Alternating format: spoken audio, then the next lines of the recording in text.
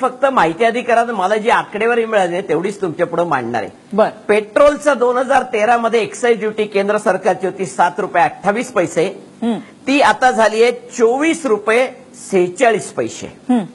डिझेलची excise duty होती 3 रुपये 28 पैसे, ती आता झाली आहे 18 रुपये 36 पैसे।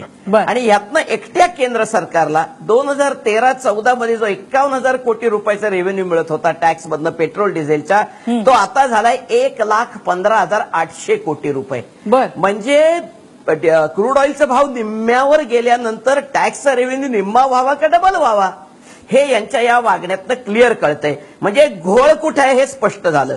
राज्य सरकारचं पाहूया। ऑक्टोबर 2015 मध्ये दुष्काळाचा सेस लावला पेट्रोलवर आणि डिझेलवर 2 रुपये पर लिटर। दुष्काळ संपून 2 वर्ष झाली, अजून दुष्काळ सेस चालूच आहे।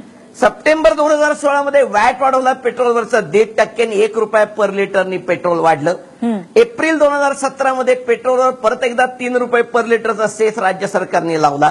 आणि मे 2017 मध्ये ते दारूची दुकानं बंद झाली, आमचा रेव्हेन्यू कमी झाला म्हणून आणखीन 2 रुपये लावले। गेल्या 2 वर्षात फक्त राज्य सरकारने 8 रुपये पर लिटर पेट्रोल आणि 2 रुपये पर लिटर डिझेल हे राज्य सरकारने वाढवलेले सांगतोय मी, केंद्राचे वेगळे।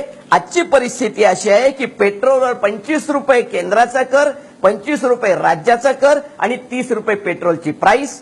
डिझेलवर 18 रुपये केंद्राचा कर, 11 रुपये राज्याचा कर आणि 30 रुपये प्राइस। म्हणजे कोण किती पैसे घेत आहे हे आपल्याला यातनं अतिशय स्पष्ट होतंय। कर कसा वाढत गेला हेही स्पष्ट होतंय। आणि तरी तो विकासासाठी असं म्हणायचं असेल तर आमचे गडकरी साहेब तर सारखेच म्हणतात मला पैशाला काही कमी नाहीये। ते सगळेच टोल प्रोजेक्ट करतात, म्हणजे तिथेही परत नागरिक पैसे भरतच राहतात टोल मधनं। मग नक्की हे पैसे जात आहेत कुठं? 1,15,800 कोटी रुपये या एका कमोडिटीच्या रेव्हेन्यू मधनं केंद्र सरकारला मिळत असतील तर बुलेट ट्रेन होणारच की हो। एकट्या बुलेट ट्रेनला 1,12,000 कोटी लागणार आहेत, 1 वर्षाचे टाकले बुलेट ट्रेनला। अरे प्रायोरिटायझेशन काही आहे का नाही आमच्याकडं? आणि तरी याला विकास म्हणायचा असेल तर मला असं वाटतं विकासाच्या व्याख्या काहीतरी चुकतायत। सर्वसामान्य माणसाच्या खिशात हात घालूनच दरवेळेला विकास करायचा असेल तर यांच्या आमदार खासदारांचे पैसे कमी करा ना।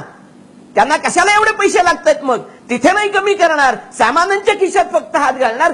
ही दरोडेखोरी पहिल्यांदा थांबली पाहिजे। कुबेर सर